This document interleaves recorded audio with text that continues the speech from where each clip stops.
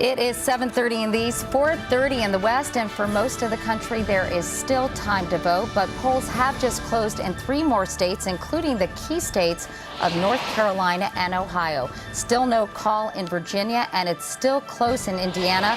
But we are projecting that John McCain picks up West Virginia. It is election night in America. CBS News election night coverage continues. Here again is Katie Couric.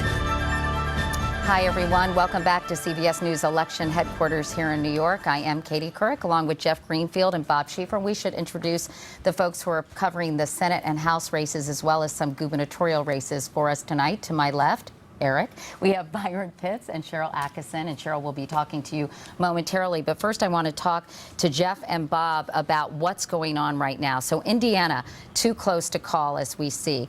Virginia, undecided. Ohio, undecided. North Carolina, South Carolina, and Georgia, all undecided.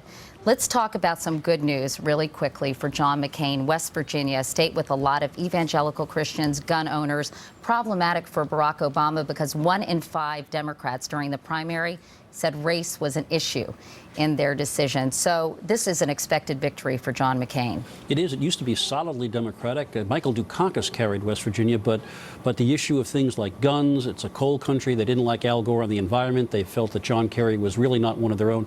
So this was not a state that I think that Barack Obama ever expected to win. All right, let's talk about North Carolina, can we, Bob? Because Sure. That is an extremely interesting race. The complexion of North Carolina has changed dramatically. A lot more young transplants. Charlotte is a huge banking center. The location, the home of Wachovia, which of course we know what happened to Wachovia, and the Research Triangle with lots of young professionals in the pharmaceutical and technology business. That used to be solidly Republican. It hasn't voted for a Democrat since Jimmy Carter in 1976, but now that state is in play. Well, very much in play. And you're right, Katie, when you talk about the changing demographics there are all these new people moving into the state. And you also have, though, this large African-American community there. All of these new African-American voters who've been registered. 600,000, right? 600,000, I think that's right. 500,600,000. This state is changing. And again, you go back to, did the McCain campaign understand what was happening there? What we know for sure is the Obama people understood what was happening, and they poured the resources into that state. But again, a state where the economy made a difference here, and the Obama people recognized that there was change in the air. They moved in there and took advantage of it. All right, let's take a look at the North Carolina Senate race that is going on right now. Byron, this is probably, I would say, the nastiest Senate race without question. in America. Of course, Republican icon Elizabeth Dole, who was elected in 2002, is running against Kay Hagan, a 5-term state senator from Greensboro, North Carolina. Tell us a little more about this race. Katie, this may be the best example tonight of the Bush effect you were talking about earlier. And remember, this is Jesse Helms' OC. Jesse Helms, the symbol of the old South, the old Republican Party. The fact that Elizabeth Dole's in trouble speaks volumes about the issues facing the Republican Party across the country. Here's a matchup. As you said, Elizabeth Dole. She has the champagne resume of American politics. Her husband, a former presidential candidate. She's a former cabinet member. Her opponent, Kay Hagan, has more of a Carolina sweet tea resume. She has a law degree from Wake Forest. She's a soccer mom. She's a Sunday school teacher. And a year ago, she was reluctant about running because it seemed that Dole seemed invincible. But right, wasn't she the Democrats' 4th choice or something like that? Oh, absolutely, I don't want to make her feel bad, but she wasn't their first choice, right? Sure, it's true, because they thought at one point that they just couldn't win this seat, but now it's in play. Katie, I want to show you some exit polling from North Carolina, all good indicators for Kay Hagan. Looking at men voters, Kay Hagan's winning men voters. She picked up 48% versus 47% for Elizabeth Dole. Hagan also wins amongst women. This is key. She picks up 55% of the women vote versus 40% for Elizabeth Dole. those are good signs for the Democrats. This is one of the seats they targeted, and they stand a real good chance of winning. And we should mention really quickly, the reason why I said it was very nasty is because of a recent campaign commercial Elizabeth Dole put out against Kay Hagan, accusing her of basically being a godless American, correct? Exactly. That she pals around with people who are anti-gun. And Katie, I got to tell you, I have family from North Carolina. And there's some places you don't go with people, and you don't question someone's faith. She pushed back the very next day. I talked to some friends in Eastern North Carolina who say that ad really hurt Dole. All right.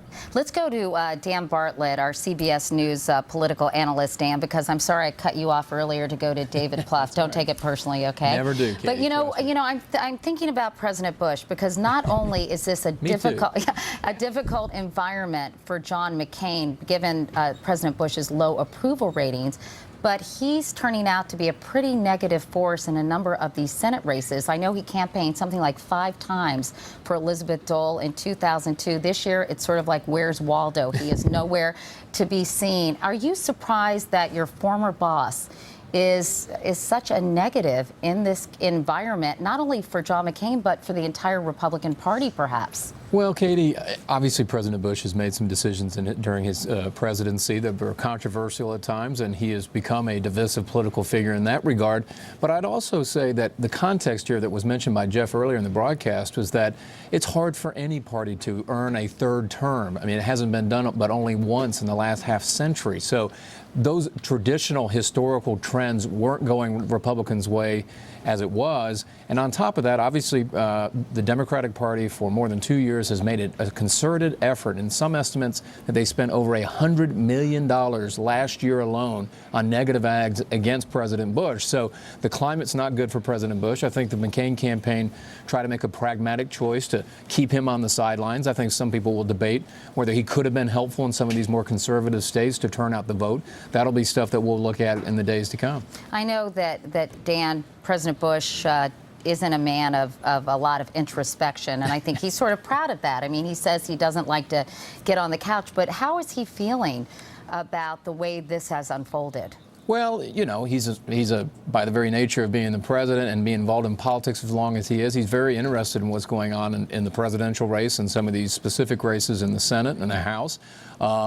You know, so he's a political junkie in that regard and is following it very closely and wants, obviously, his party to do well. But at the same time, he also understands that there are larger trends that take place in American politics, that realignments like this, potentially, as we're seeing one of those tonight, happen almost every 10 years or so.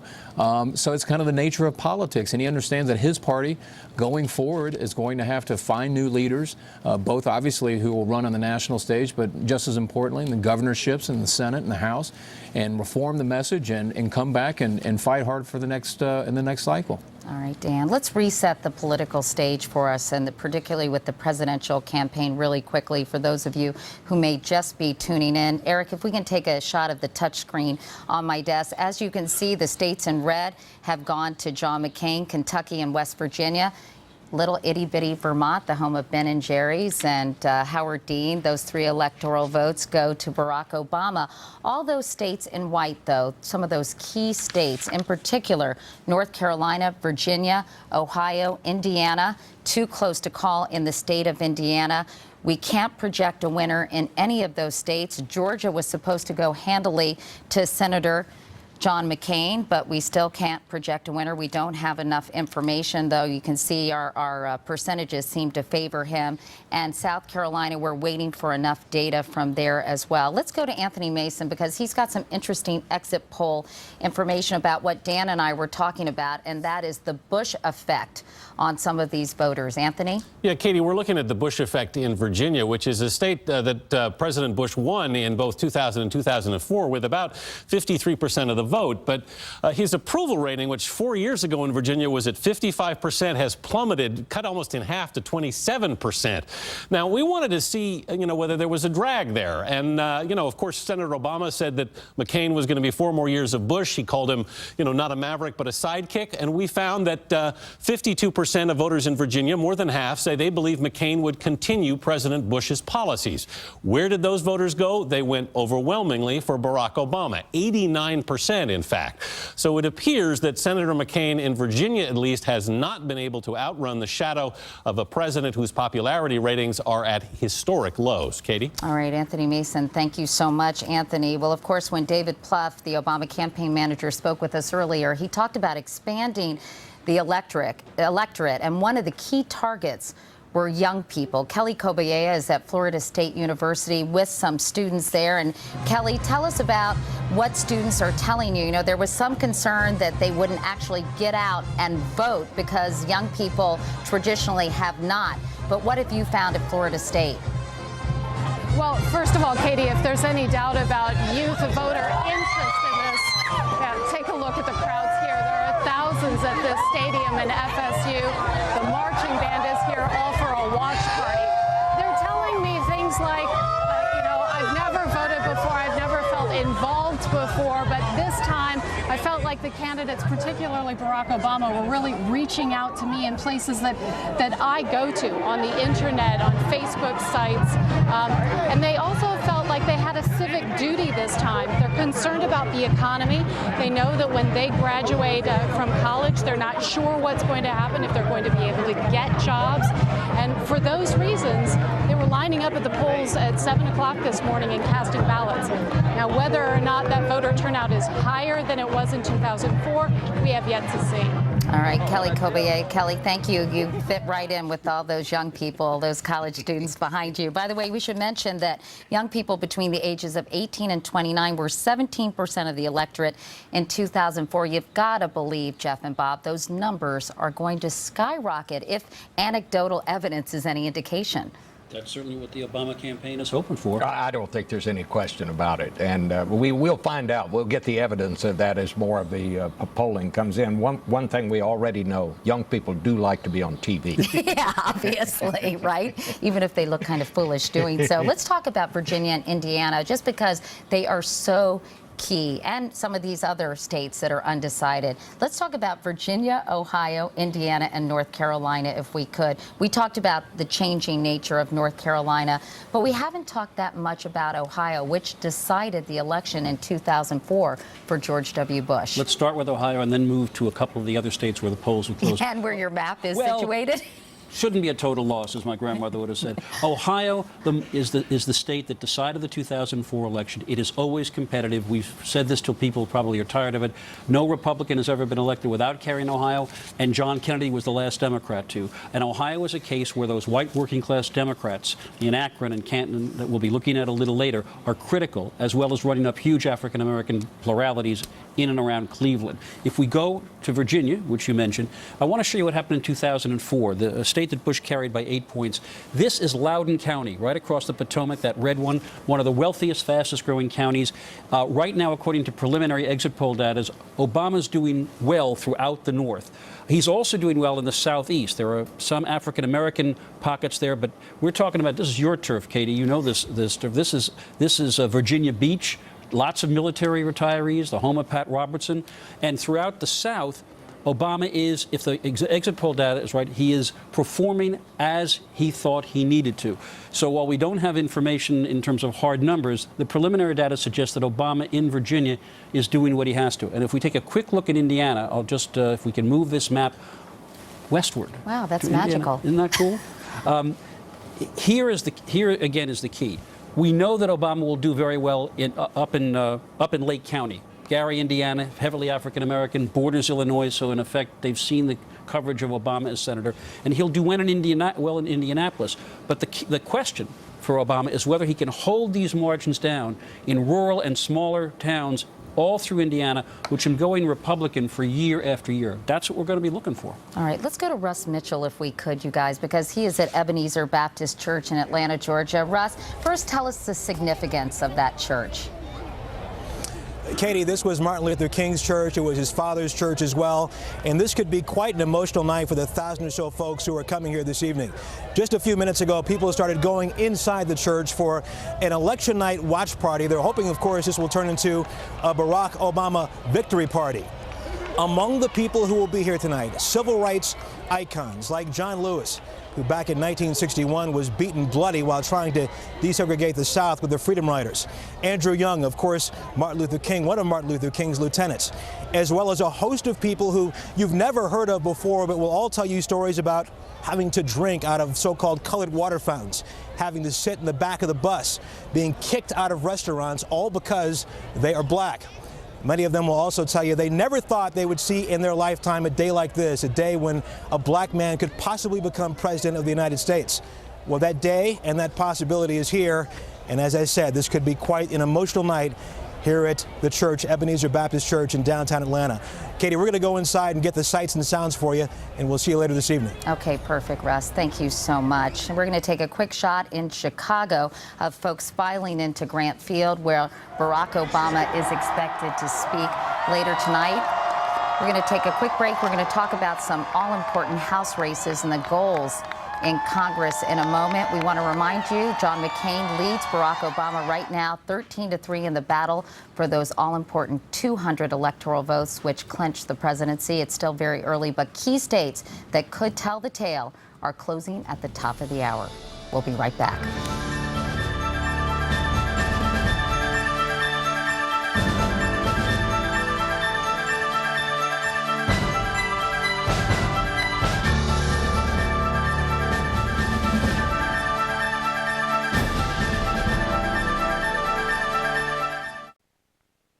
And welcome back to CBS News election headquarters here in New York. The polls have closed in several states, and now CBS News can project a winner in the state of South Carolina. No surprise, John McCain won the primary here, possibly because Mitt Romney and Mike Huckabee split the conservative vote, but South Carolina delivers its 8 electoral votes to Senator John McCain tonight. So taking a look at the national map, and we can do that, Eric, if you want, on my touch screen.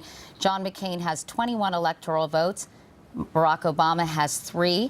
But as you can see, there are a number of states that, like Indiana, too close to call. Ohio, undecided at this point in time. Virginia, undecided at this point in time, as well as North Carolina and Georgia, all working toward that magic number of 270 electoral votes. I misspoke. If all you history students are listening to me, I made a mistake, and that's so emblazoned in my brain at this point. I don't know how I did it. Meanwhile, we're going to go to Cheryl Atkinson now, who's been waiting patiently to tell us about the goals for the House of Representatives, where 435 seats are up. Right, Cheryl? Every single one of them. And in the House, there is a subtext that picks up on some of the themes and trends of the presidential campaign.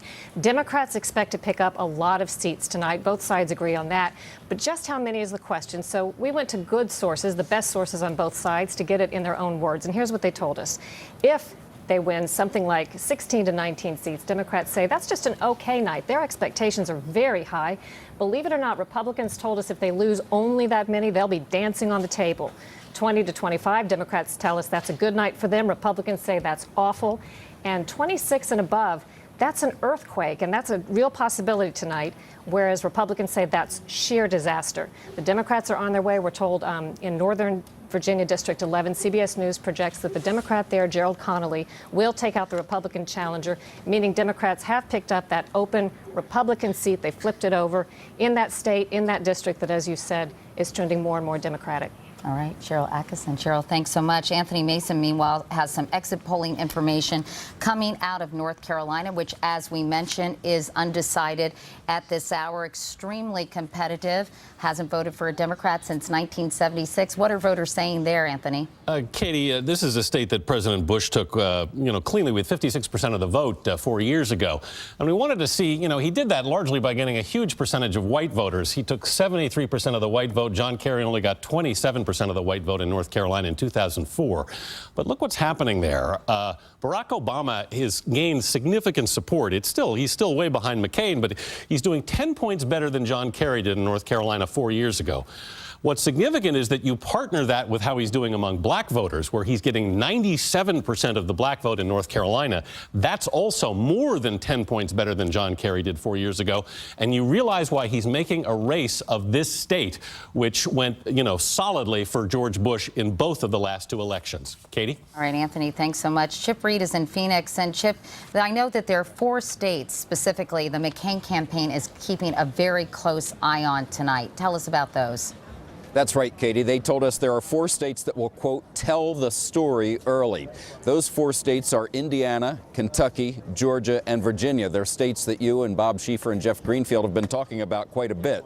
And what they said is, in Indiana, they need to win. They say they will win. They say only in the past week have they really shown the progress they needed to win. Now they're confident they're going to win, or at least they said so earlier today. They're probably biting their nails over the numbers that they've seen so far. Kentucky, they need to win by 10 points, and it's right around that margin now. If they lose Kentucky by significantly less than 10 points, that's a bad sign. Georgia, they absolutely have to win. If they don't win there, it's really bad news. And finally, Kentucky, really interesting. They say they've been 6 to 8 points down in Kentucky. Last night, they polled it 3 points down. They think it's moving in their direction. They hope it gets to the point where the exit polls are about even. If that's the case, they think it could go into the night. It could be 3 or 4 a.m. before Virginia is called, and if that happens, they think they could well win it, and that could be good news. So as of a few hours ago, at least, that was what they were hoping for. Those 4 states, Indiana, Kentucky, Georgia, and Virginia, those are the states they're really watching closely to see where this thing goes. They said if they do well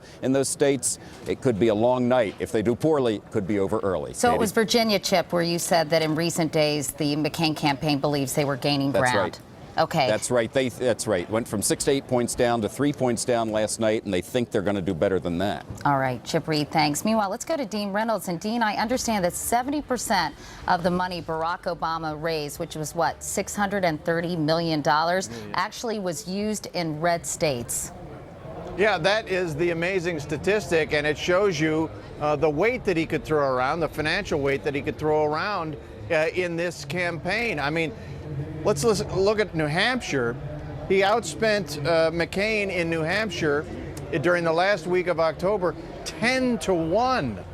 And now New Hampshire looks very good for Obama. Indiana, similarly, he outspent McCain by incredible margins. And as a result, he drummed up crowds like 35,000 in Indianapolis, 40,000 in Highland, Indiana, right next to my hometown of Munster, Indiana. He really spent well this huge treasury that he had, and he focused it on these red states, and he forced McCain to spend in those red states. And that is called playing defense, Katie. And real quickly, Dean, this Grant Field behind you is really, really filling up, isn't it? It is, and they're expecting tens of thousands of people within the Grant Park, but then a whole bunch more on the periphery of Grant Park. It's going to be a wild night in Chicago. All right, thanks, Dean. Well, fasten your seatbelts, because coming up at the top of the hour, the polls close in 2 more states that John McCain needs desperately, Florida and Pennsylvania. You're watching Election Night on CBS.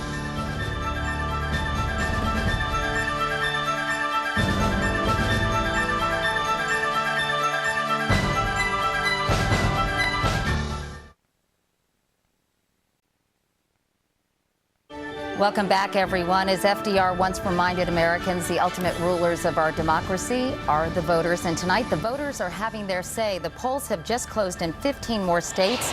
That's 24 in all now. And the headline is, well, there's still no call in a number of key battleground states, including Florida, Pennsylvania, and Missouri, where polls just closed, as well as Virginia, Ohio, North Carolina, and Indiana. Barack Obama has a 2-1 lead over John McCain in the early electoral vote count on election night 2008. CBS News election night coverage continues. Here again is Katie Couric. Well, we've told you everything we do not know at this hour, where the races are still undecided, but we can project the winner in a number of states. So let's get started with that. Well, no surprise here. Barack Obama wins his home state of Illinois, and it's 21 electoral votes. And New Jersey, which has been Democratic since 1992, is again tonight. Barack Obama, our projected winner there. No one in our audience will be shocked when we tell you Massachusetts goes to Barack Obama. And the state of Tennessee so red it denied native son Al Gore the vote in the year 2000 when he ran for president. Barack Obama, CBS News estimates wins in Maryland. And Connecticut, which is the home state of staunch McCain supporter Joe Lieberman, the wealthiest state in the country, that goes to Barack Obama. Oklahoma, the Sooner state, Republicans have been doing well there for years, and it goes into the McCain column tonight. And Maine, it has two moderate Republican senators, but tonight in the presidential race, it goes Democratic. And New Hampshire, Hillary Clinton won the primary here. John McCain's candidacy was revived. He said Mac is back, but tonight that victory is handed to Barack Obama. And Delaware, Joe Biden's home state, of course, goes to the Obama-Biden ticket. And a strong African-American turnout pushes Barack Obama to victory in the nation's capital. Florida, though, as you can see, with its 27 electoral votes, the highest number of votes of any swing state, that is undecided at this point in time. Decided, of course, the 2000 election famously, controversially. As you can see, 39 electoral votes for John McCain right now, 81 for Barack Obama. And all those white states on our map are either undecided or simply too close to call. So also, we should mention Pennsylvania. Undecided at this hour, the all-important state of Pennsylvania. So these key battleground states keep adding up, and we just don't know what's happening there. But Pennsylvania is critical, certainly for John McCain. It absolutely is. They've put all their resources in terms of trying to take a state away from the Democrats into Pennsylvania, because they believe if they take Pennsylvania out of the Democratic column, their path to win is much easier or less difficult. We have some preliminary data that I can characterize out of Pennsylvania. Unsurprisingly, Barack Obama is running up a huge majorities in Philadelphia, heavily Democratic, heavily African-American. Also in these affluent suburbs around Philadelphia, they used to be Republican 20 years ago. They are now Democratic. He is also, and this may be critical, doing well up here in the Northeast. That's where Scranton, Pennsylvania is. Hillary Clinton hails from there. Her family did. That's where Joe Biden hails from. Coal country. If white working class voters in Pennsylvania are to defect to John McCain, that's where it would happen. One last thing. This is what's called, Katie, the T. Very sloppy T. That whole middle of Pennsylvania is traditionally very Republican. It seems to be Republican this year, but perhaps by not enough margins, the kind of margins the McCain people were hoping. That's what we can say now without going overboard. All right, we want to mention, in addition to those undecided states of Florida and Pennsylvania, in terms of recent poll closings or the polls that just closed at this hour, Missouri put that in undecided as well. The Show Me State has determined or picked the right presidential candidate in every presidential race since 1900, except for in 1956, but that's undecided at this hour. Meanwhile, Anthony Mason has some interesting exit poll information that's coming out of the Sunshine State. What are voters saying there, Anthony? Katie, Florida, about 15% of the vote in Florida is Hispanic, and it went for George Bush 4 years ago. I want to take a look at what's happening down here today, because 4 years ago, George Bush got 56% of the Hispanic vote in Florida. But take a look. Obama has turned this around. He's gotten 55% this time, almost exactly flipping that number.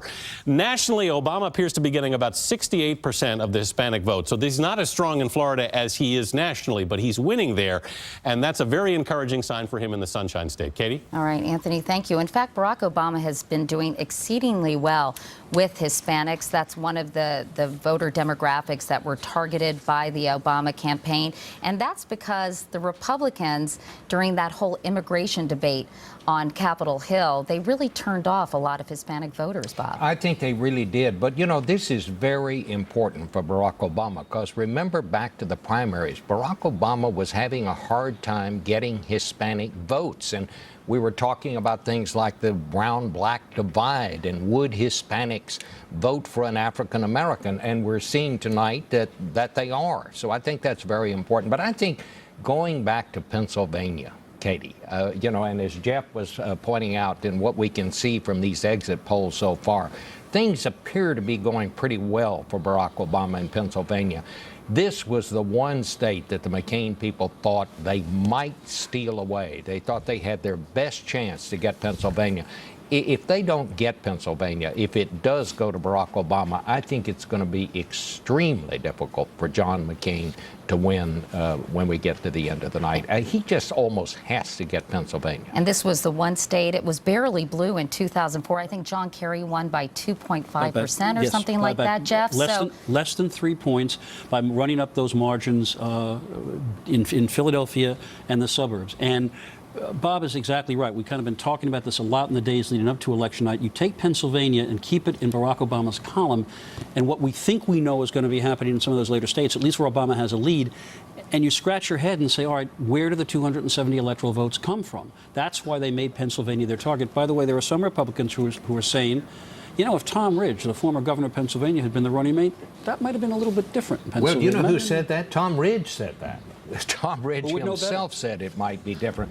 But, you know, Sarah Palin spent so much time in Pennsylvania. 11 stops over the last 3 days. The governor said he might start sending her a state income tax form. She was there so much. That's right. And John McCain made 5 stops over 2 days in the state of Pennsylvania. But if I could, Jeff, I just want to get back to Hispanics just for a moment, because it's ironic in a way that John McCain sponsored this comprehensive immigration reform bill along with Ted Kennedy. Right. And it was a pathway to citizenship. A lot of Republicans criticized it a lot, and he kind of backed off on that. And people felt, immigration advocates felt like he really had abandoned the issue, despite the fact that he kind of shaped this legislation. The primary base of the Republican Party was very strongly for much more restrictive policies. The other thing that I was told by one of the experts when I went out to New Mexico was, yes, that's an important thing, but if you think the economy is a big issue in general, for Hispanics, the economy became an overwhelming issue, which is why New Mexico, look, it's a neighboring state to Arizona. We thought that John McCain would be competitive there. He's a war hero. There's a very strong military tradition in New Mexico, and a lot of Hispanics have culturally conservative values, but the economy in New Mexico pushed a lot of the Hispanics in Barack Obama's direction. And when you came around down to it, immigration became the dog that didn't bark in this campaign. You heard nothing about it. In none of the debates did it ever come up. It was the one issue that in that last debate that I was hoping to get to that I didn't get to. Neither candidate talked about it. I think neither of them really saw much to gain by talking about it. And remember, John McCain decided that border security needed to come before a pathway to citizenship for the immigrants in this country. And again, that turned people went off. away as far as the candidates were concerned. And when Barack Obama campaigned in Española, which is a small town to the north of Albuquerque and Santa Fe, where Democrats usually don't go, he said, in so many words, vote your numbers.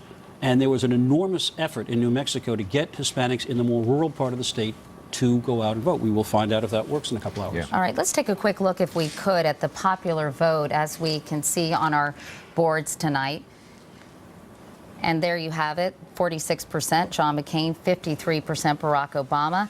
John McCain has picked up 39 electoral votes, 81 for Barack Obama. Still several states, if we take a look, Eric, at the national map, Eric's our director, by the way, if you're wondering if I'm just talking to myself, we can see all those states in white, still undecided or too close to, yes, my special friend, too close to call, including the state we've been talking an awful lot about, the Keystone State, which John McCain was hoping to be the key to not, if necessarily a victory, but certainly his new strategy, hoping to flip the state back to the Republicans. I understand we're joined by Pennsylvania Governor Ed Rendell. Is that right?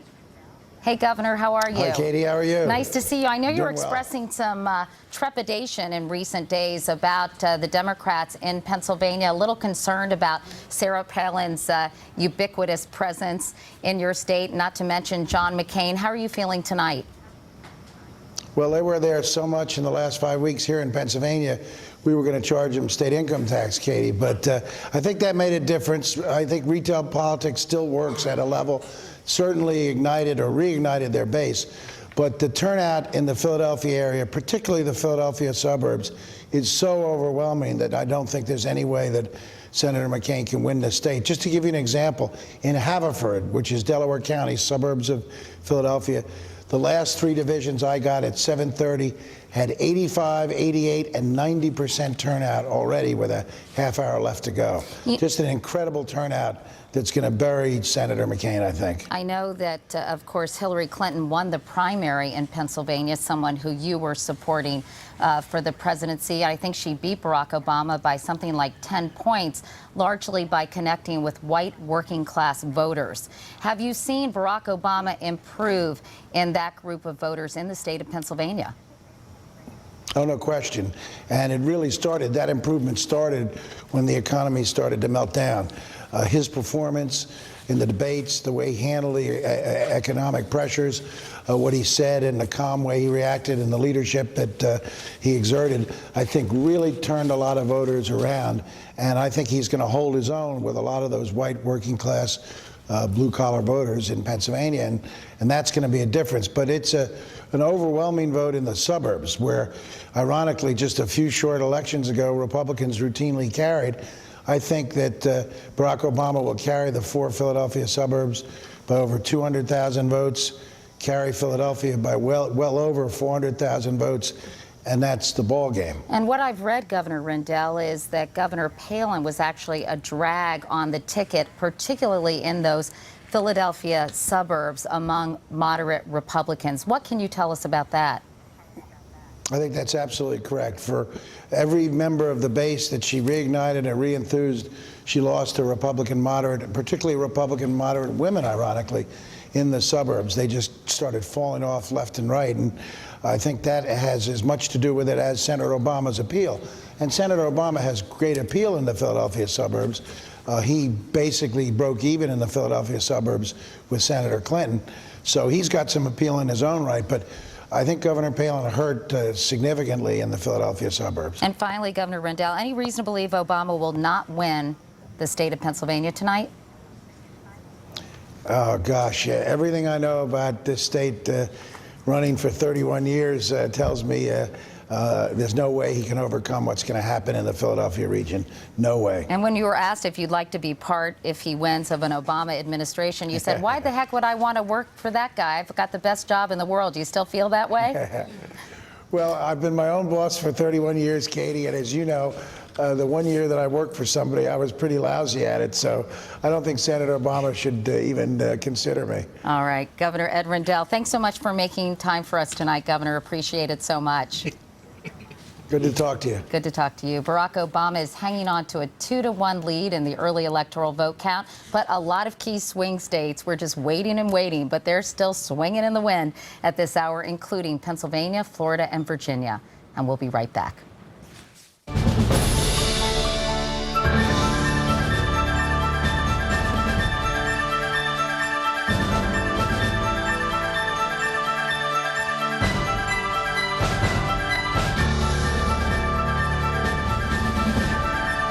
CBS News Election Night coverage is sponsored by ExxonMobil, taking on the world's toughest energy challenges.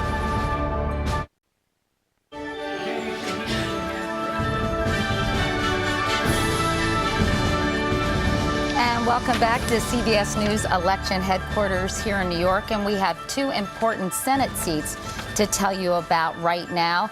In North Carolina, Senator Elizabeth Dole has been defeated. This is a turnover, as you can see by those arrows, by Kay Hagan. It's a major upset in the Tar Heel state. Republican icon Senator Elizabeth Dole, the wife of former GOP nominee Bob Dole and a former cabinet secretary for Reagan Bush. Hagan portrayed Dole as out of touch with North Carolina. She said she'd only been in the state 13 times in 2006. That she voted with President Bush 92% of the time and was the 93rd most effective senator in the U.S. Senate. So obviously that was a key combination. We have another call as well in the Senate. We can tell you that former Governor Jeanne Shaheen, now this is a rematch, by the way, from 2002, but she is the projected winner over Senator John Sununu, who came in 2002, but payback is tough for Senator Sununu tonight. He is the son of former Governor John Sununu, who was also President Bush Sr.'s chief of staff. So two very significant Democratic wins, Democratic turnovers in the U.S. Senate, building their way toward that filibuster-proof 60-seat majority. Right, Byron? That's right, Katie. We're talking about history tonight. With Elizabeth losing, come January, this will be the first time in 50 years there's not been a Dole or a Bush in elected office in this country. That's huge. Remember, we're talking about Jesse Helms' old seat in North Carolina, and this is an indication about the trouble that the Republicans may face across the country. One of the things that may have done in Elizabeth Dole, we talked about it, was that TV ad.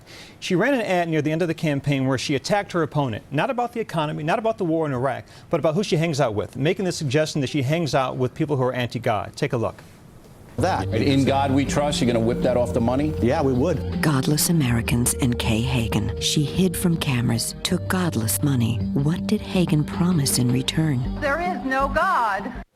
Katie, there was a backlash to that ad all across North Carolina. We should mention there is no God. That wasn't Kay Hagan speaking, by the way. That's right. I mean, she came out the very next day with a hard TV ad. She filed a lawsuit against Senator Dole. She came with the TV ad making the point that she's a Sunday school teacher, that she's a Presbyterian. And last time I checked, Presbyterians love Jesus as much as any other Christian. And again, talking to friends in Eastern North Carolina, that was a problem. So, Katie, if we can look at our filibuster scorecard and why this moment is so important for the Democrats. So at this point, the Democrats have now picked up 3 seats. They're hoping to gain 9 tonight. They've picked up 3 in Virginia, North Carolina, and New Hampshire. As you said, Katie, New Hampshire was a rematch from 2002. Everything that worked for John Sununu in 2002 worked against him in 2008. All right, Byron Pitts. Thanks, Byron. We're going to look at a lot of undecided states. Why are there so many white states on our national map? We'll take a look at that in a moment.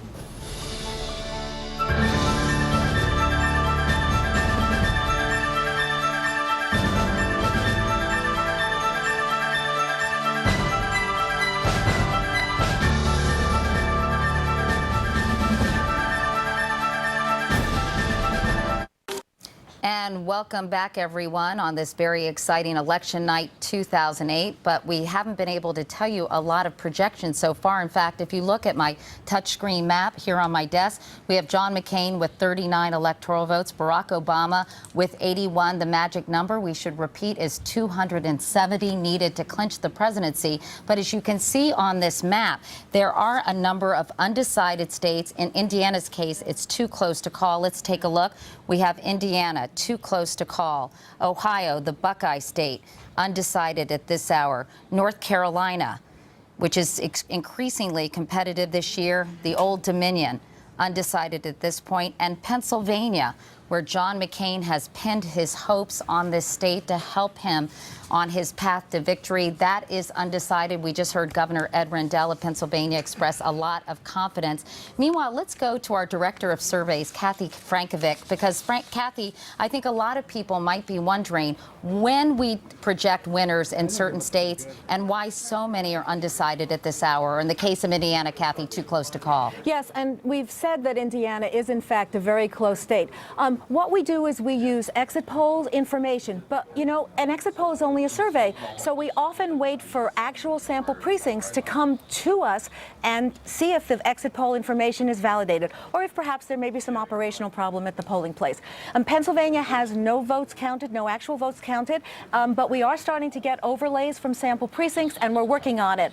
We're also working on Ohio, and we're working on North Carolina very intently. And you can't really rely on exit polling because that's sometimes misleading, right, Kathy? Well, it could be. It depends on how good the interviewers are and whether there are problems at the polling places. So we look at votes, too. All right. Kathy Frankovic, you're a very busy woman tonight. Thanks so much. It's a slow and careful counting of the votes, as Kathy just mentioned, on this historic election night. We're still waiting to see which way some key states will swing, including Ohio, Florida, Pennsylvania, and Indiana. Polls close in Arkansas in just a few minutes. You're watching Election Night here on CBS.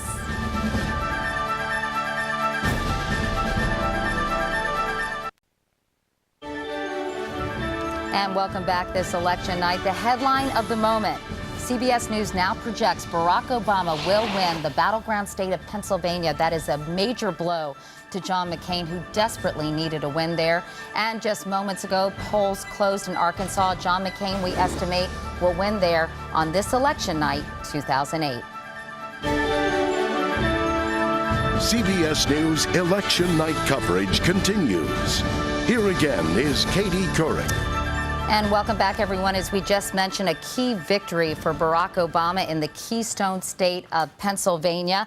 Let's go to Chip Reed. Of course, this is a big disappointment for John McCain. Chip, we've been talking all night about the fact that John McCain and Sarah Palin spent so much time in Pennsylvania, spent a lot of money in that state as well. This has to be a big disappointment. Absolutely. They've made clear all along that if they lose Pennsylvania, it is very difficult to put together a path to victory here, a way for them to get the 270 electoral votes. I have yet to talk to any of them, but I'm sure they would say we still think there's a way to get there, but it's really hard to envision. They have spent so much time there. I know all of us in the press corps practically knew the small towns around the Philadelphia area, not in Philly. They didn't spend much time there, but the small towns, 15, 20, 30, 40 miles from Philadelphia, they spent a tremendous amount of time there. And Moon Township, north of Pittsburgh, these areas outside in kind of the exurbs of Pittsburgh and Philadelphia, and also in the Harrisburg area, Lancaster also. A lot of the small towns, they just went there over and over and over. McCain a lot, and Palin practically lived there. So really, they had put a lot of eggs in that Pennsylvania basket, and it didn't work, Katie, so it's got to be a tremendous disappointment. And they were working very hard to sort of rekindle their campaign with white working class voters, and they were drawing some pretty big crowds there. Oh, they were. They were getting some big crowds and some very enthusiastic crowds. And one thing they really went at very scientifically in Pennsylvania was to try to identify exactly where the white working class Democrats are who voted for Hillary Clinton, and then to target them, to go to those areas and really aggressively pursue them, both in advertising and with door knocks and telephone calls and flyers and with visits from John McCain and Sarah Palin. And it appeared that they did succeed to some degree, but obviously not enough. Yeah, let's see what Chip Reed, Chip, thank you so much. Let's take a look at what some of the exit polls coming out of Pennsylvania are saying. Anthony, you have some information for us on that? Yeah, Katie, we're going to take a look at the coalition that Barack Obama has put together to win Pennsylvania. And it's very interesting because it's essentially a group of men, white women, independents, and black voters. And what's particularly significant here is while John Kerry won Pennsylvania narrowly 4 years ago, he lost men and he lost white women. In fact, he only got 45% of white women 4 years ago. But look here, Barack Obama has 58% of them. Men, 55%. He's taken 59% of independents and 95% of black voters. That's an improvement on John Kerry's 84% 4 years ago. Chip Reed was referring to the Hillary Clinton voters that John McCain went after. Let's see what happened to them. In fact, we have the numbers here. A lot of working class voters here that look like they could be ripe for the picking. But Barack Obama has taken 81% of Hillary Clinton supporters in Pennsylvania. What's more, he's done even better among female Hillary Clinton supporters, taking 83% of them. So McCain's inroads very modest, and this is the coalition that Obama's put together and the reason he's won Pennsylvania. Katie? All right, Anthony Mason, thanks. And apparently, Bob and Jeff, he did very well, Barack Obama did, in northeastern Pennsylvania and western Pennsylvania, those towns like Scranton and those places where a lot of working class, white working class voters reside. So the John McCain strategy was clearly not successful there. In this case, the preliminary exit poll data that we presented a few minutes ago was dead on, because this is what Anthony's talking about. Those white working class voters in and around Scranton, Pennsylvania, went for Obama. No surprise that he did great in Philadelphia, but these affluent suburbs, Governor Rendell told you that a few minutes ago, it's a pretty clear-cut victory. And as we've been talking about, when you look at the national map now, with Pennsylvania in Obama's pocket, if he were to win Colorado and New Mexico and hold the rest of the Kerry states, there's if Barack Obama just does only that, if he wins none of the battleground states you talked about, that's enough to win. So it's a very challenging road for John McCain. Oh, it's going to be very difficult from here on in. But let's just go back to Pennsylvania a little bit here. I mean, the fact that he got those white working class voters, that was always the question. Could he get those voters that were voting for Hillary Clinton? And he showed he did. And, you know, we've talked a lot about how much effort that John McCain put into Pennsylvania. Well, let me tell you something. Barack Obama put a lot of effort in there. I think one of the most astounding statistics that I have heard of over the weekend, Obama's volunteers knocked on 1.8 million doors in Pennsylvania. I mean, I've never heard of a number like that. And they also overwhelmed them once again with television ads. McCain put about $20 million worth of television ads in there, but I think Obama spent about $30-something million worth of ads. They really pulled all the stops there. They knew that McCain was going after Pennsylvania, and boy, they made sure that he didn't get it. Now, before we go to Cynthia Bowers, who's with a huge crowd of people in Grant Park in Chicago, we should mention that you were there during a very different time, back in 1968. You know, we're talking about the different historical milestones that we're seeing tonight. This is Grant Park. This is where those awful riots took place during the 1968 convention, Katie. It was my first political convention. I've never seen another one quite like it. The rioting went on for a week there. And now we're told that before this is over tonight, there may be as many as 1 million people gathered in Grant Park to hear Barack Obama speak. It was also a time when white working class Democrats began to defect, even before Reagan, to Richard Nixon. The racial tensions between white working class Democrats, not only in the South but in the Northeast. Tonight the Democratic Party looks very different, and so does Grant Park. And in fact, let's go to Cynthia Bowers, who's in the middle of it all. Cynthia? Katie, this crowd is crazy excited, and I say that because every time a state goes for Obama, they go crazy. And a note to Bob, this city has been trying very hard to set a new image for Grant Park, and they're determined that this be the night. As you said, there are 70,000 inside where I'm standing, maybe 1 million outside. The mayor's invited the whole city, so you never know. But you know those cute little girls, Sasha and Malia? I've got 2 cuter kids, maybe, that are Obama fans.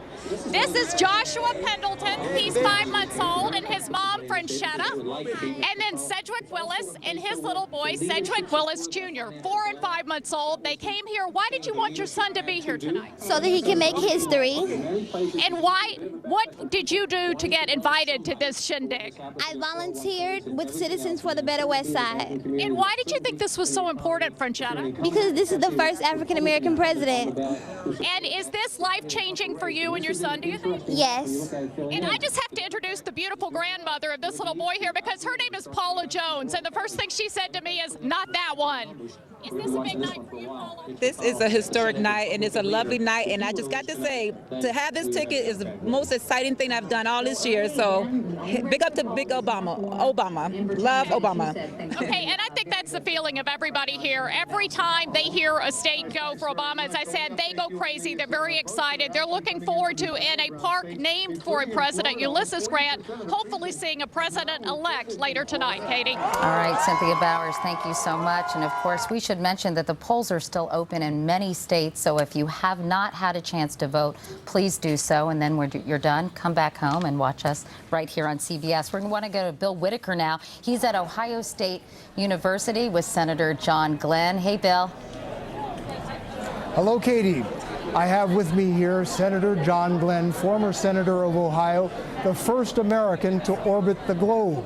Now, Senator, you are a man who knows about firsts. What do you think about this evening of potential firsts? Well, I think it's great. You know, we're seeing, we all decry that after every election we talk about how nobody is interested and where our vote is going below 50%. So all at once this time around, there's so much interest, and particularly among the young people. Right here at the Ohio State University, for instance, we have all these students in there on an election night thing, whether they're Democrat, Republican, or whatever they are. I think this speaks very well for the future. One of the things we try and provide with the school here is we try and inspire citizenship and develop leadership. And a lot of these kids are going to be the leaders of the future here, and we're just proud to have them out and participating tonight. Well, Senator, thank you very, very much. Thank you. Senator John Glenn at the John Glenn School of Public Affairs at Ohio State University here in Columbus. Back to you, Katie. All right, Bill Whitaker, thank you so much, and please give Senator Glenn my best. We want to announce another projection. CBS News now projects the state of Alabama, the solidly red state, has gone solidly for John McCain tonight, so he can add that to his column. He now has amassed 54 electoral votes to Barack Obama's 102. We've talked a lot about the Obama organization, which is really unparalleled in the history of American politics. And Dee Dee Myers, have you seen anything quite like the amount of money raised and the organization that the Obama campaign exhibited during the entire course of this campaign? No, Katie, there's never been anything quite like it. When all is said and done, he will have raised more than $650 million, most of it in small donations, averaging about $86, and he will have built an enormous field organization. And not only did he build this unprecedented organization, he did it using the internet. I think he's rewritten the book on how to run a presidential campaign. It will be the standard model for in 4 years from now. Everybody will be studying that campaign to see how they did it. In part, it was driven by enormous enthusiasm for his candidacy. He appealed to people's hope and desire for change. And part of it was driven just by good nuts and bolts day-to-day management of that campaign.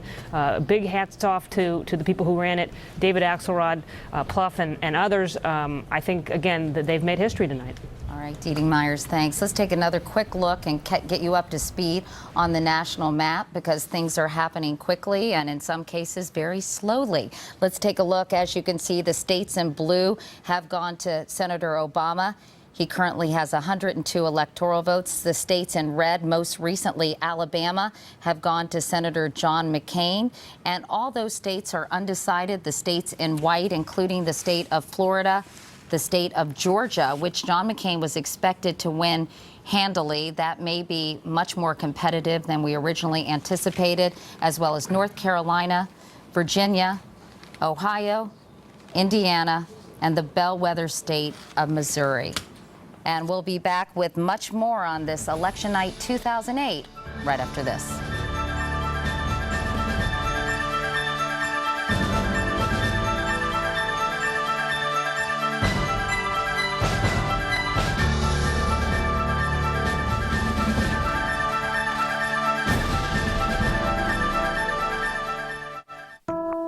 Where on earth could we ever find enough oil and natural gas to power more than 60 million cars and heat 160 million households for 60 years?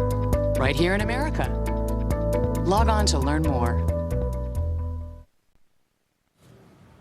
Welcome back to CBS News election headquarters here in New York City. You know, when John McCain tapped Governor Sarah Palin of Alaska, many people were very surprised at his choice. She was relatively unknown, but an extremely popular governor with an 80% approval rating in the state of Alaska. Anthony Mason has some exit polling information on the Palin effect and how it affected the way voters made their choice today. Anthony?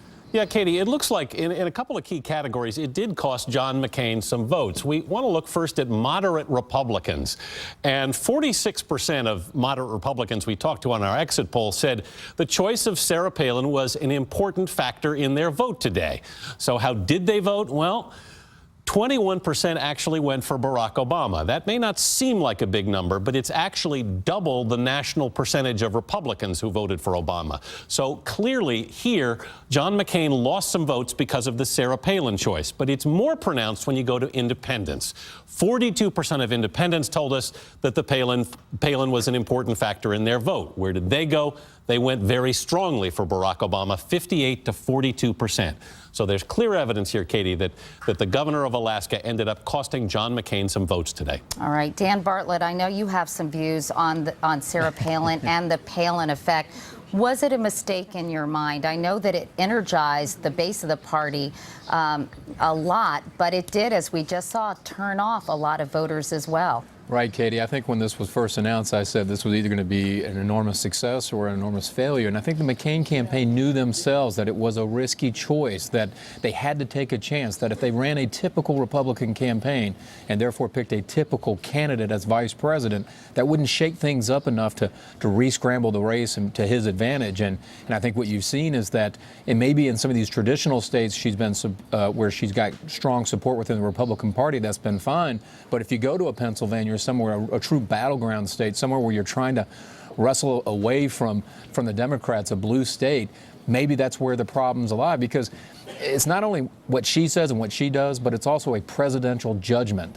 The American people are looking at the president, the potential presidential candidate, making this big presidential decision, and some may have come to the conclusion that was more based on politics and not on governance. So it might have been sort of one step forward for womankind, but it was sort of a couple of steps backwards, because it brought John McCain's age and health front and center once again, Dan, didn't it? Well, some would make that argument, and I think to Palin's credit, though, or at least and put this in context, to ask anybody who's not been on the national stage and preparing for this job in a way in which you're out there conversing on all the issues is asking awful lot. To go from 0 to 60 in one news cycle almost is an enormous challenge for anybody, much less somebody who, like I said, who is not in the slipstream of national media coverage and dealing with the twos and fros of a presidential campaign. So it was a risky choice, and we'll have to see how this data plays out in some of these key states to see if it was too risky of a choice. And in many ways, he sort of lost the experience card, too, because Governor Palin had been governor of Alaska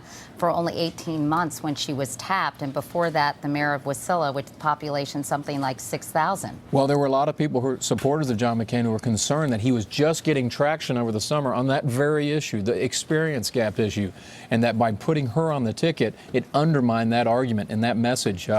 Again, these type of things will be debated in the days to come. We should mention, Dan, thanks very much. McCain aide is recently quoted as saying, quote, "At this point, we need a miracle."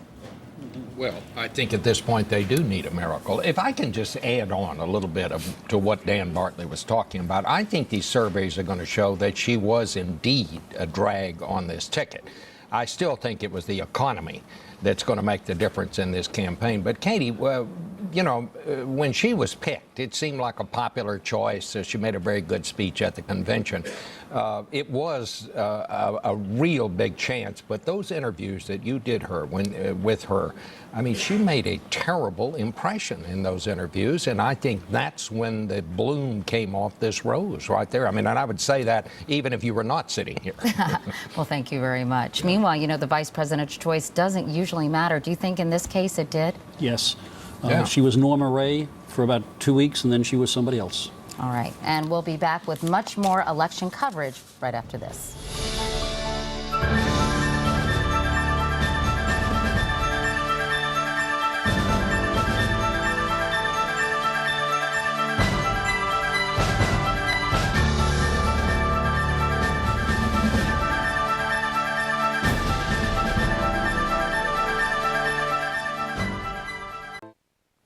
And welcome back to CBS News Election Headquarters. We're going to head to Ebenezer Baptist Church in Atlanta, Georgia, where Russ Mitchell has a special guest in a moment. But first, we want to catch you up with the national map so you know what's going on right now in terms of the presidential election. As you can see, John McCain has 54 electoral votes. Barack Obama has 102. But states that are still undecided, in the case of Indiana, it's too close to call. But hanging out there, twisting in the wind at this point, Ohio, Virginia, North Carolina, Georgia, Florida, Mississippi, and the state of Missouri, a key bellwether state. Let's now go to Atlanta, Georgia, and Russ Mitchell. Russ?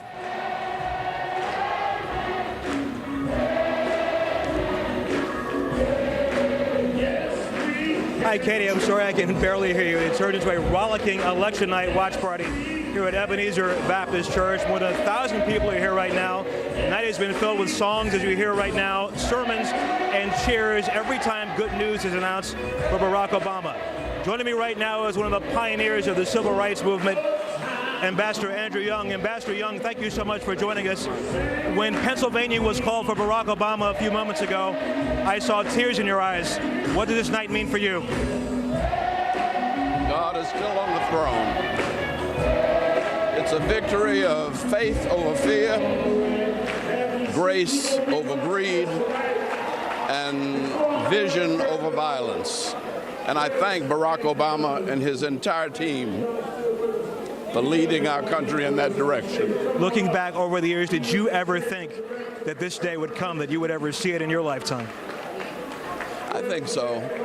But I never thought of it in terms of a president. I thought America could really live up to the vision of Thomas Jefferson and John Adams and James Madison. You know, Barack Obama is very much in that same age group, that same intellectual category. Ambassador Andrew Young, thank you so much. Really do appreciate it. Katie, more from Ebenezer in just a bit. Now back to you. All right, Russ, thanks so much, and we'll be back right after this.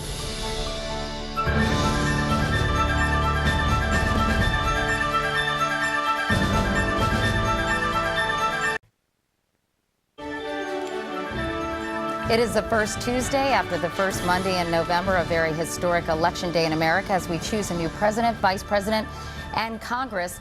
Polls have just closed in 15 more states. Let's take a look at what CBS News can project. We have some projections that we can tell you about. Right now, John McCain has 100 electoral votes, Barack Obama 174.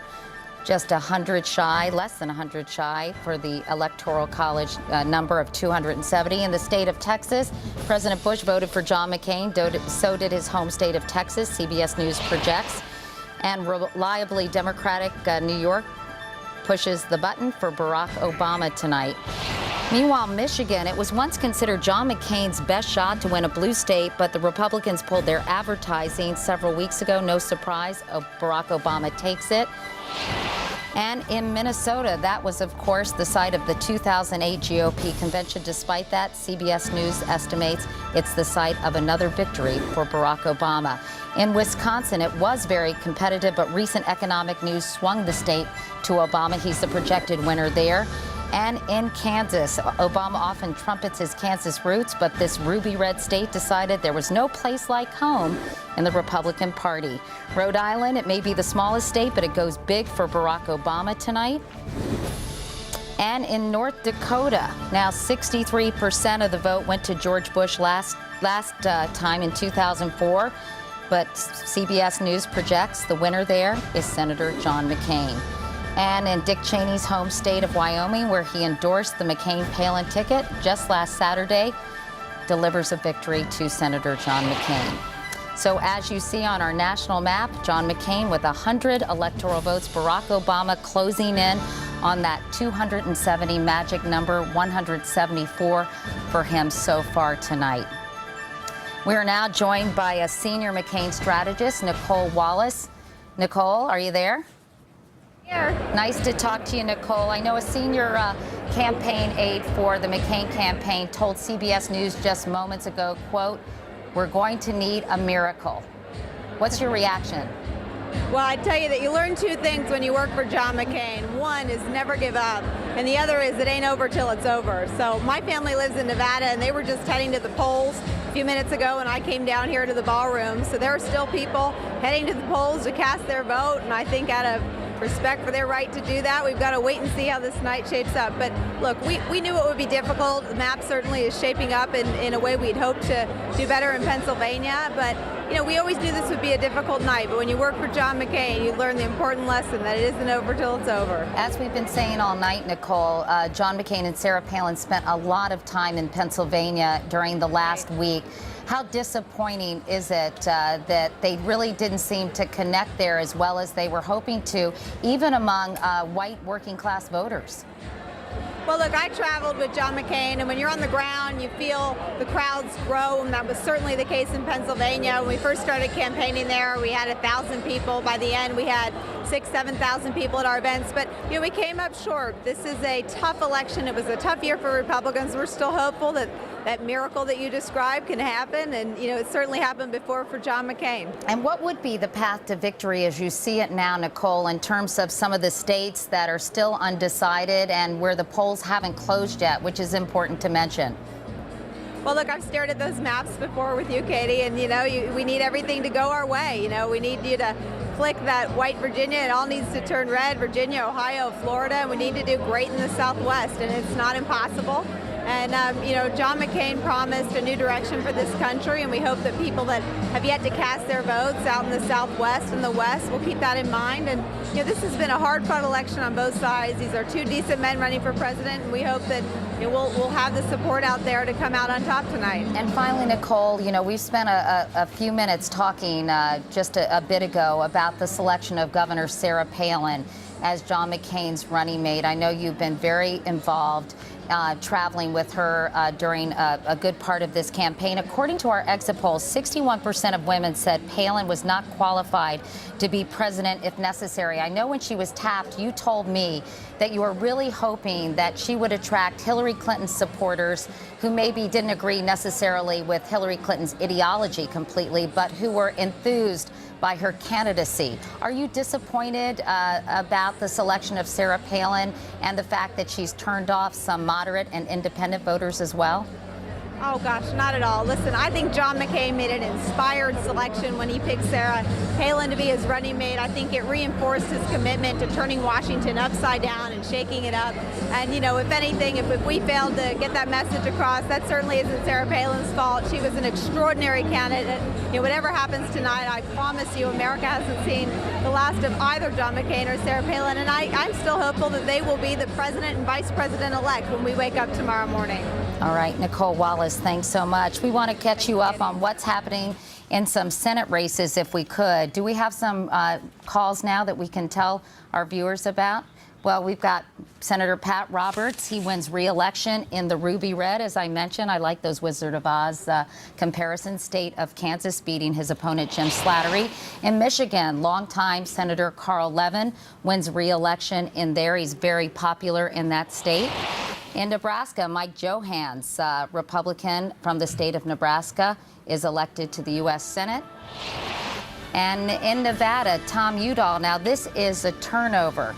No, New Mexico, Tom Udall. This is a turnover. This is the nephew of Mo Udall, who's a former congressman of Arizona and presidential candidate. It's hard to keep them straight because there's a Mark Udall running as well. We'll tell you about him later. Senator Jack Reed, who accompanied Barack Obama to Iraq, he wins re-election in the state of Rhode Island. And in South Dakota, Senator Tim Johnson, who had a stroke in 2006, it was unclear if he'd be well enough to run. He did, and he has been re-elected. In Texas, Senator John Cornyn wins re-election there in that very Republican state. And in Wyoming, Senator Mike Enzi. In the state of Wyoming, Senator John Barrasso beats his opponent, Nick Carter, wins re-election there. And as we went into the night, as we've told you, the current composition of the U.S. Senate, 51 Democrats, 49 Republicans, 2 independents who caucus with the Democrats. So far, the Democrats have gained 4 seats.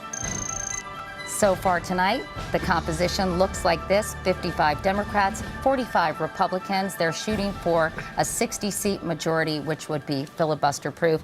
Byron, catch us up with some of these Senate races in terms of their goals. Well, Katie, remember, the Democrats need to make a net gain of 9 Senate seats in order to get to the filibuster-proof majority. Right now, they're on track for that to happen. Let's look at our filibuster scorecard, if you will. So far, the Democrats have won in Virginia. That's Mark Warner, a seat they expected to win. In North Carolina, Kay Hagan, that was a state they were hoping to win. New Hampshire, Jeanne Shaheen, a state they expected to win. As you mentioned, Tom Udall, one of the Udall cousins in New Mexico, he won.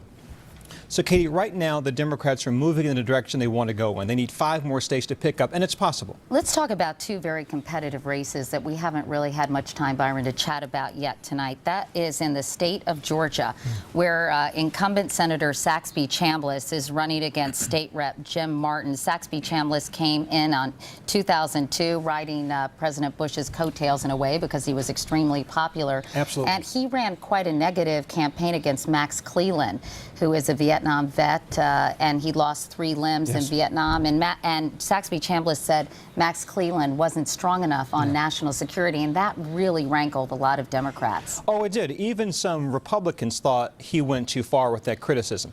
The fact that Saxby Chambliss is in a tight race tonight, again, that speaks to the problem that the Republicans have tonight. Again, Georgia is a reliably red state. Katie, talking about what's happening out west, we can look at some exit polling of Hispanic voters out west. In New Mexico, in 2002, Hispanics made up 32% of the vote. Look at it tonight. It's up to 40%. Katie, I think that's one of the headlines out of tonight about the growing influence of Hispanic voters across the country. All right, Byron Pitts. Byron, thanks very much. We want to go back to Cynthia Bowers, who's in a sea of people in Chicago tonight. Cynthia, tell us about the mood of that crowd, which must be pretty jubilant at this point. Yeah, the crowd is going pretty crazy, Katie. And you can see around me, people are still filing in here. There's only 70,000 allowed into this place, so the crowds have to be backing up way outside into the city. Police were told no taking time off during this period. You're working a 12-hour shift. Everyone's on duty to make sure things go smoothly. I've got a woman here who has an interesting story to tell. Her name is Rosa. You have a son who's serving in Iraq. Yes, I do. And how do you feel about Obama, and why are you here to support him? Well, I feel that he's been telling us that he's going to bring our troops back, and that's what I wish, and any other mother would wish the same, for our troops to come home. Not only my son, but everyone else that has a son, daughter, grandson out there. He's promising to bring him back, and that's what I wish. I wish the war would end, and that's all. How exciting is this night for you? Very exciting, very exciting. I'm hoping that everything goes well tonight, and hoping that our troops will be home. And I bet you wish your son were home with you. We'll keep him in our prayers, okay? Thank you. Just a snippet of some of the people here. Katie, I also talked to a gentleman. If we have 1 second, I can bring him in. This is Clifton. Clifton is a machinist here in Chicago, born and bred here, and he says as an African-American man, it's great to be here tonight, right? Absolutely. It's really exciting. Okay, well, great. I hope you have a great time. Back to you, Katie. All right, Cynthia Bowers, thank you so much in Chicago for us tonight. Let's go to David Axelrod now. He's the chief strategist for the Obama campaign. Nice to see you, David Axelrod. Hey, Katie. How you doing? I'm good, thank you. Obviously, Pennsylvania was a very important state for John McCain. He wanted to flip it into the Republican column.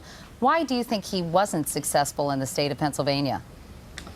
Well, I think Pennsylvania has felt the lash of these economic policies that we've seen for the last 8 years in a really serious way. I think people understood that incomes were dropping, jobs were being lost, they were headed in the wrong direction, and they didn't see much of a change in the McCain policies. And Barack Obama has a different approach, wants to rebuild this economy from the middle class up, small businesses up, a whole different orientation. And I think people are ready for that. This is an electorate, I think, that is poised for change. People waited on lines for hours and hours and hours today to vote for it. And I think, you know, we're headed in that direction. We've got to count a few more votes.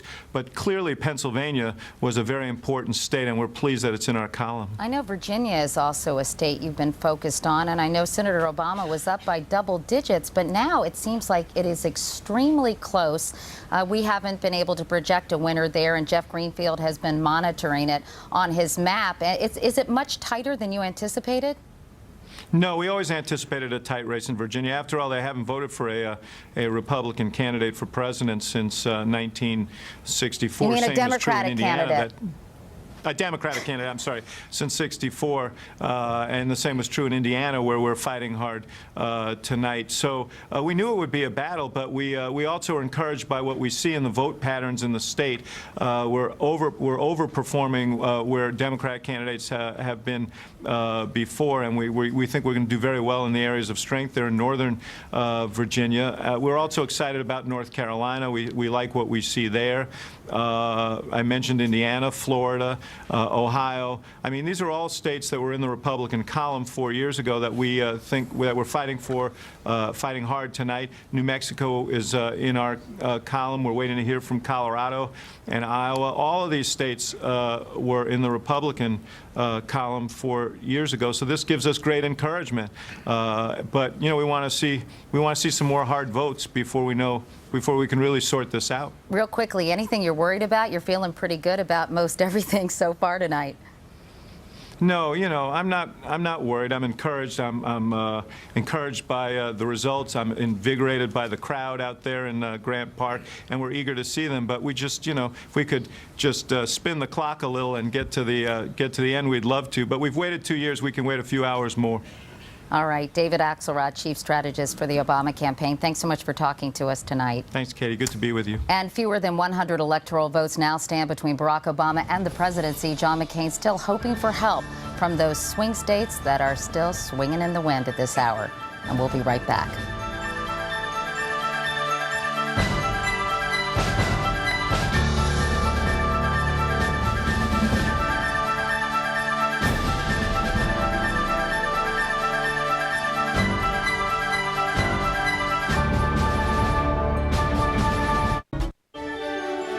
And welcome back to CBS News on this election night. If John McCain has Georgia on his mind, apparently Georgians have John McCain on their mind. CBS News projects that he is the winner of the 15 electoral votes in the heart of the Republican South, even though high voter turnout among African Americans was thought to make it more competitive. In fact, this year they were 30% of the electorate, the African American vote in Georgia, up from 25% in 2004, but it was not enough to make Barack Obama the winner in the state of Georgia.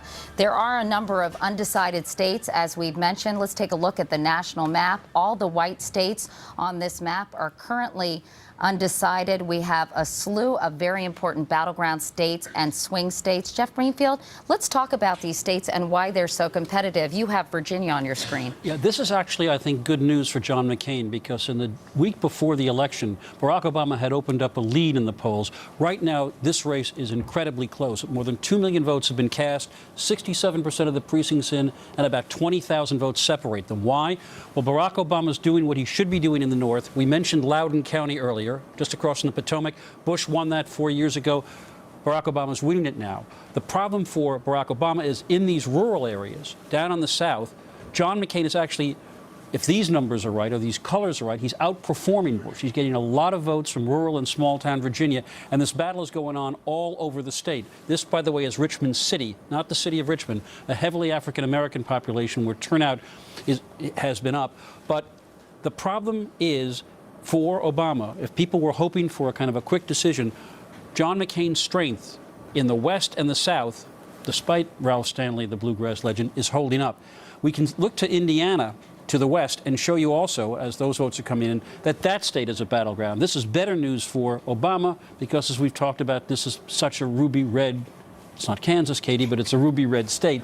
And here, unsurprisingly, in the north, in Gary, that's Lake County, and where Notre Dame is, Barack Obama's doing well. He's doing very well in Indianapolis. But all through, for instance, the Northeast and down here in the Southeast, this is classic conservative country, and John McCain is doing very well. We may be looking at that state of Indiana for hours to come, because a loss for McCain in Virginia or Indiana or North Carolina or Florida, boy, that comes close to sealing the deal. So he doesn't have any room for error, really. There's no room for error, and that's the thing. And what we're seeing so far is everything seems to be going the way we thought it was going in all of these carry states. No big surprises. No big surprises. Obama had big leads in all of them except Pennsylvania. Well, he had a big lead. We now know he won Pennsylvania.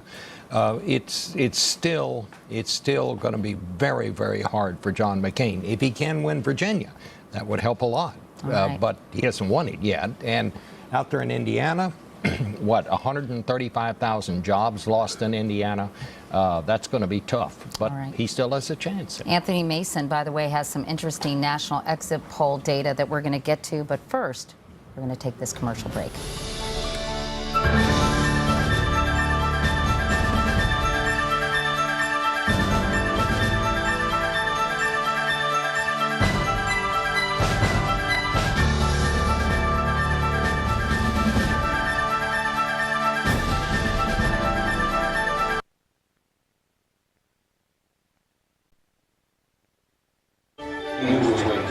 We're back, and you're looking at pictures at Grant Park, where close to 1 million people are expected to gather and listen to Barack Obama when he comes out later tonight.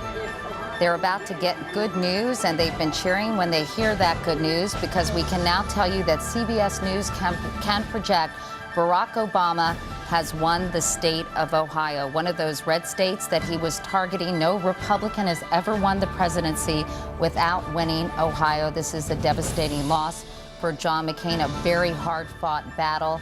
And it looks like Barack Obama has a significant lead in the numbers at this point in time. This is a big loss. I don't see how John McCain can win now. I mean, I guess it's still possible mathematically, but I mean, when you look at the map, winning Ohio, I think Barack Obama is going to be the president of the United States. And I mean, that's just the shortest way I can put it, but I think that's where we're headed. The cake is baked in your view. Yep.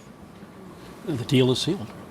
But before we get to these conclusions, let me show you why Bob, I think, is so right.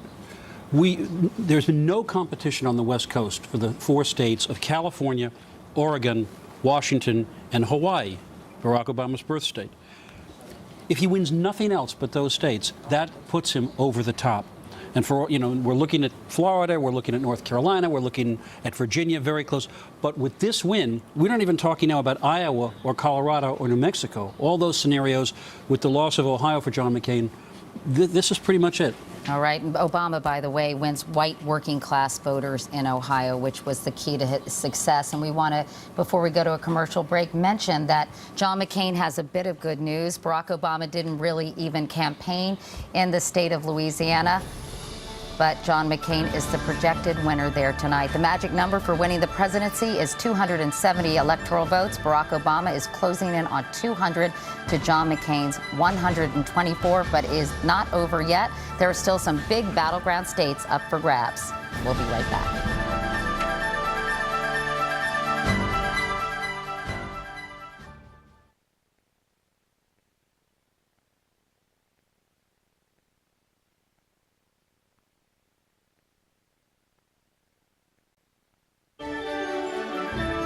And welcome back to CBS News Election Night here in New York City. Some key swing states swing behind Obama, including Ohio and Pennsylvania, but we're still waiting on Florida, Indiana, North Carolina, and Colorado. Senator Obama now has 194 electoral votes on the road to 270 and the presidency. John McCain, meanwhile, is running out of ways to win.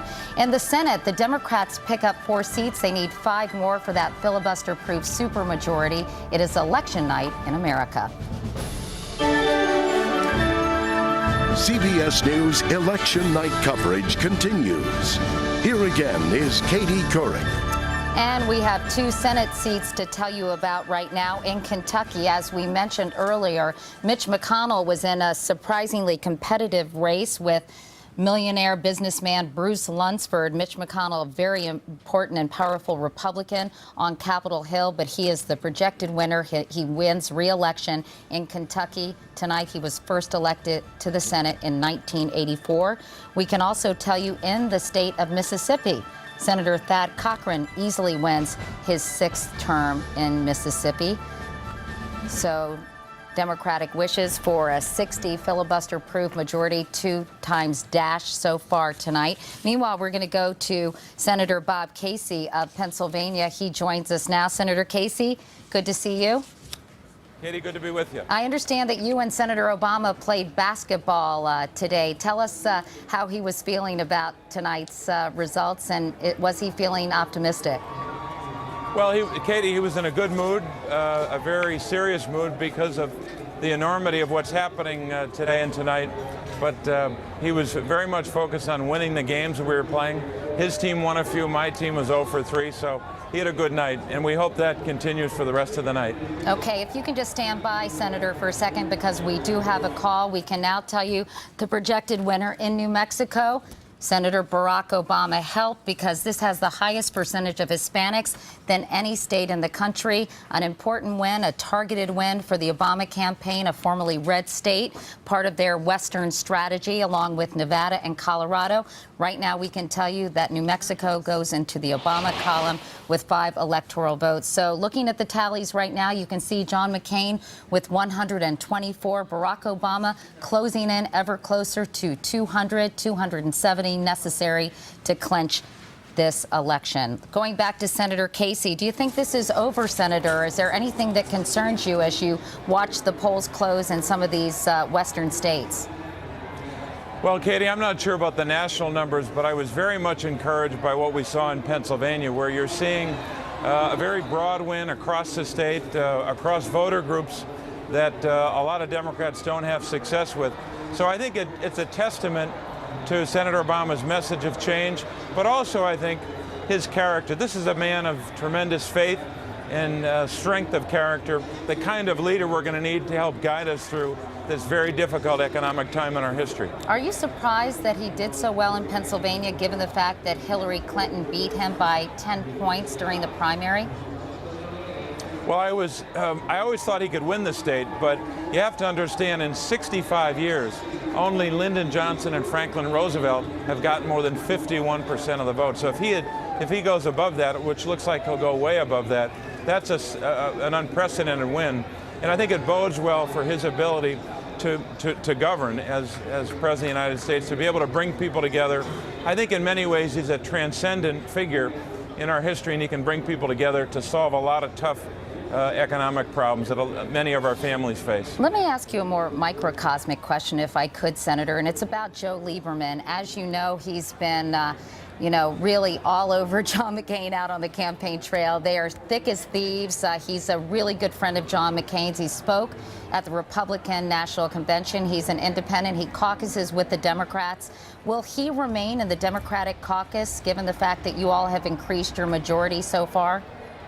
Oh, I don't know the answer to that, Katie. That'll be determined in the weeks ahead. But I think that one thing we've got to do, and I think what Senator Obama has done very well in the tough crucible of a campaign is to try to bring people together, to try as best he could as a candidate to appeal to the better angels of our nature, and I think that's the kind of president we need. All right, Senator Bob Casey, as we're watching pictures of a huge crowd at Grant Park, very excited, I think, every time they see another state. And there you have Ebenezer Baptist Church watching the returns there, probably just getting the news that New Mexico has gone into the Obama column as well. A lot of jubilation, a very important night we can't overemphasize at all for African Americans and for this country in terms of what a historic moment this is. Can I just tell you a quick story? 1963 March on Washington. We go through an inner city street on the way to the march. There is an old African American on the stoop weeping for joy. And all he's saying over and over again is, all my life I've been waiting to see this day come to pass. All my life. He was talking about a march of white and blacks for the right to vote. I had to tell you, I was thinking about, as Ohio went into Obama's column, he's probably not around today, but what he and folks like him might be thinking today, you can't ignore that this is an astonishing moment in American history. And winning New Mexico is huge. I mean, I think now it is just virtually impossible for John McCain. I just don't think you can find the numbers on this map can find a way for John McCain to win. Now, I preface all this by saying, yes, the polls are still open on the West Coast. There are still, but please go vote, folks. If you haven't voted yet, there are other offices to be decided. But I can't figure out a way that John McCain can win now. I just can't figure that out. All right, let's go to Anthony Mason, who has some interesting exit polling results, because obviously Barack Obama registered more African Americans, increased turnout in many states, but he had to convince white Americans that he could lead this country. And you have some interesting exit poll data on that, Anthony. Yeah, Katie, actually, we want to look at why Obama won Ohio, and it goes to a lot of those things you were talking about and more, in fact. I mean, this is a state that Bush won in both the last 2 elections, but this is a state now with a 7% unemployment unemployment rate and with the 7th highest foreclosure rate. So you look at the breakdown of what Obama won. He took young voters by a margin of almost 2 to 1. He took women with 54%. And 4 years ago, this vote split between Kerry and Bush. Economy was the biggest issue here, as I mentioned, and Barack Obama took 55% of those who said economy was their top concern. What's more, he won the white working class with 50% to 47. A lot of people thought he couldn't draw men, but let's take a look and see how men went. And we'll see that 4 years ago in Ohio, Bush actually took males 52 to 47%, but Obama literally flipped that on its head. He won 52 to 46. He lost among white voters, but he still did very well, taking 46% of white men. So you see, he built a coalition in Ohio, Katie, that went across the board. He won the African-American vote, but it was much more than that. All right, Anthony Mason, thank you. Barack Obama is 71 electoral votes away from the presidency, but John McCain mathematically is not out of it yet as we await results from some key battleground states. We'll be right back.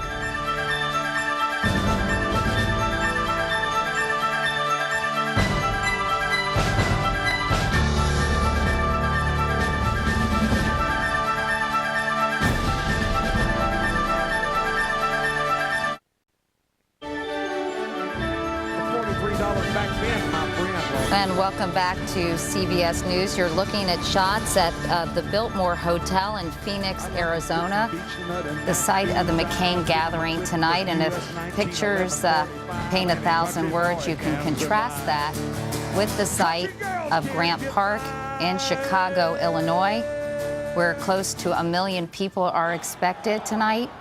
A very different atmosphere, we might add, although they looked like they were having fun at the Biltmore a little bit. I'm not sure who was singing, but who was that? Hank Williams. That was Hank Williams Jr. I'm sorry, I should have recognized old Hank. Had some very pungent lyrics about Barack Obama in some of his recent songs. Yeah, in fact, he made a statement last night in Colorado Springs that Barack Obama didn't like the national anthem, which was a pretty incendiary thing to say one day before the election, but apparently the crowd that was gathered liked it.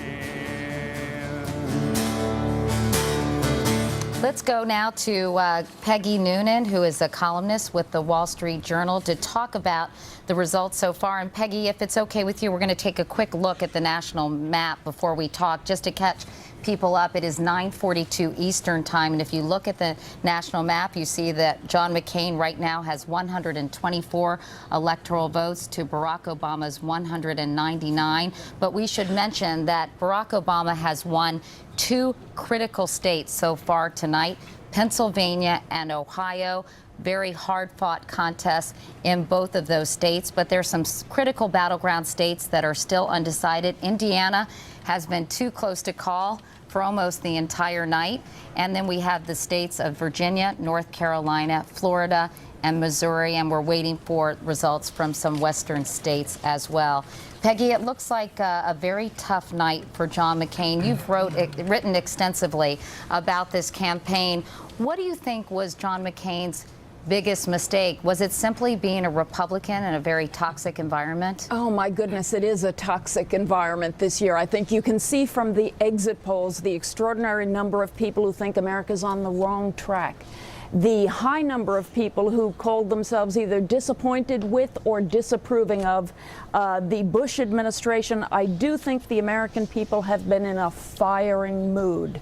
At the same time, I think that very firing mood has allowed people to take a look at the lay of the land and think, I want to do something new. I want to hire someone new. I want to throw open the traces. I am not sure John McCain could have won. I'm not sure a Republican could have won in a difficult time like this. 2 wars, a major economic recession, an effectively disappearing president who not as literally disappeared, but because of his unpopularity, he has not been able to lead us through this difficult time. It was a bad, bad time to be a Republican, whatever mistakes the McCain campaign made. And Peggy, let me ask Bob Herbert, of course, columnist for the New York Times. And Bob, you've written quite eloquently, as Peggy has, about this campaign and about the Obama phenomenon. We see how John McCain was in a very difficult position, but You know, Barack Obama, the junior senator from Illinois, a real political neophyte in some ways on the national scene. How was he able, in your view, to be so successful? You know, I think that there are two key points to this election. The first, obviously, is the economy. This is a toxic time for Republicans. But the second thing is Barack Obama has insisted from the beginning that he wanted to raise the tone of American politics. He tapped into this idea that Americans wanted something different, not just something different in terms of policy, but something different in the terms of the way politicians behaved with one another. 4 years ago, I went out to Illinois to cover his Senate race. It's kind of remarkable that it was only 4 years ago. And now he's on the verge of becoming president-elect, it looks like. But he said at the time, he used that phrase that you hear in this campaign, we can disagree without being disagreeable. He never lost his cool in this campaign. And I thought that the way that he ran his campaign compared to the attack strategy of the McCain-Palin campaign was really telling. And the American people, they wanted a lower tone. They wanted people to talk about the issues.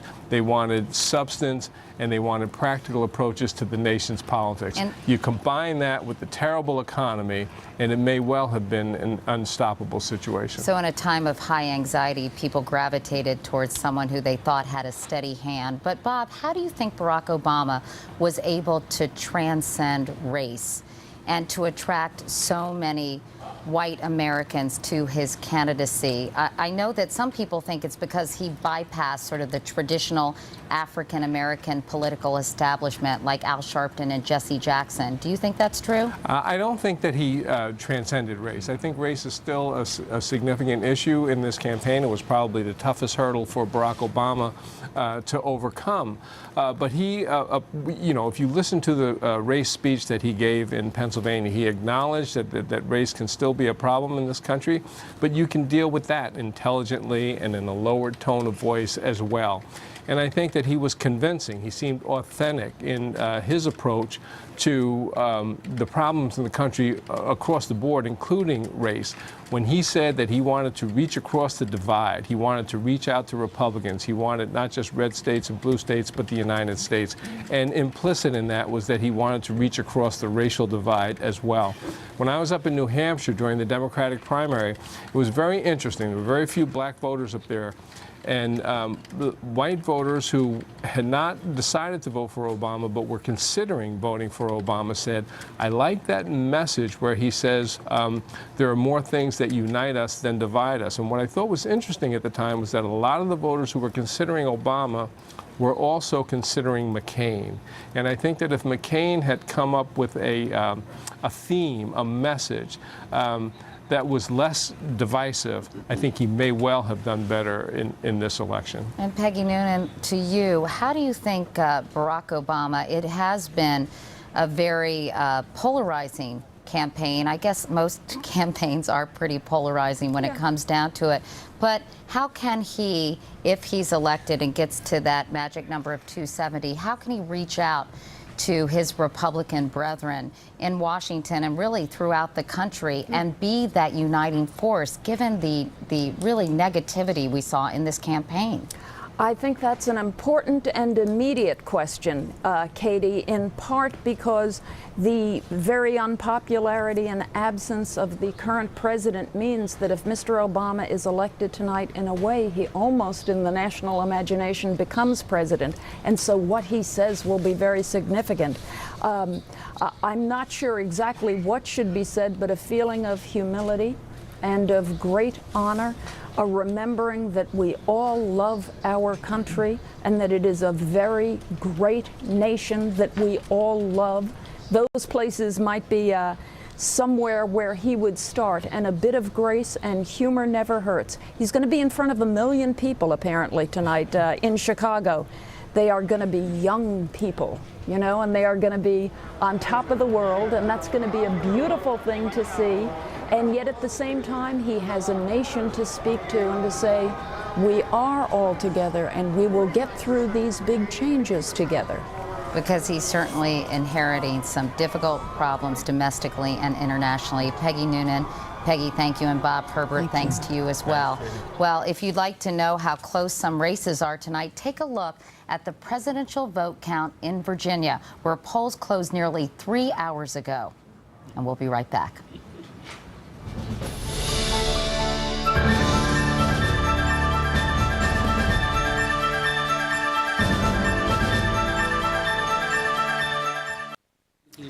Welcome back, everyone, to CBS News election headquarters here in New York. As we mentioned in the last hour, Barack Obama has won the Buckeye state of Ohio, a very hard-fought contest between him and John McCain. No Republican, incidentally, has ever ascended to the presidency without winning in Ohio. And according to our exit polls, 93% of residents there say the economy is bad. So clearly, the economy ruled the day. Mark Amador is our chief political consultant here at CBS News and one of the best political minds in the galaxy, I might add. Hi, Mark. Tell us a little bit more about Ohio and why Barack Obama succeeded there. Well, if the economy is the reason why Barack Obama won, the how, I think, can be attributed to the scale of his operation there, the enormous amount of money and resources that he was able to pour into the state. He campaigned in 19 counties. That's about twice the number of counties that John Kerry was able to campaign in. He had twice the number of field offices, about 3 times the number of paid staffers as John Kerry had in 2004. If you look at a county like Butler, which is in the suburban Cincinnati area, Obama had more field organizers and staffers in that one suburban county than John Kerry had in the entire enormous 3 times the size urban county I should say city of Columbus in 2004. And you can see in the exit polls the effect of this operation. Twice as many Ohio residents reported receiving personalized visits from Obama volunteers as they did from McCain volunteers. And I know that Hillary Clinton won Ohio handily in the primaries, and there was concern that Barack Obama, again, wasn't connecting with these white working class voters. But according to our exit polls, Mark, he got 51% of those very voters that he's been working so hard to attract. Why didn't they go for John McCain, you think? Well, I think a lot of it, I mean, John McCain's message on the economy doesn't seem to be resonating really anywhere in the country. A lot of it, I think, can be due to the Democratic governor who endorsed Hillary Clinton, Ted Strickland. He vouched for Obama's credentials. All right. Mark Amador. Mark, thanks so much for your insight. It takes 270 electoral votes to win the presidency. Barack Obama is now just shy of 200 to 124 for John McCain. Still some key battleground states undecided, including a cliffhanger in Virginia.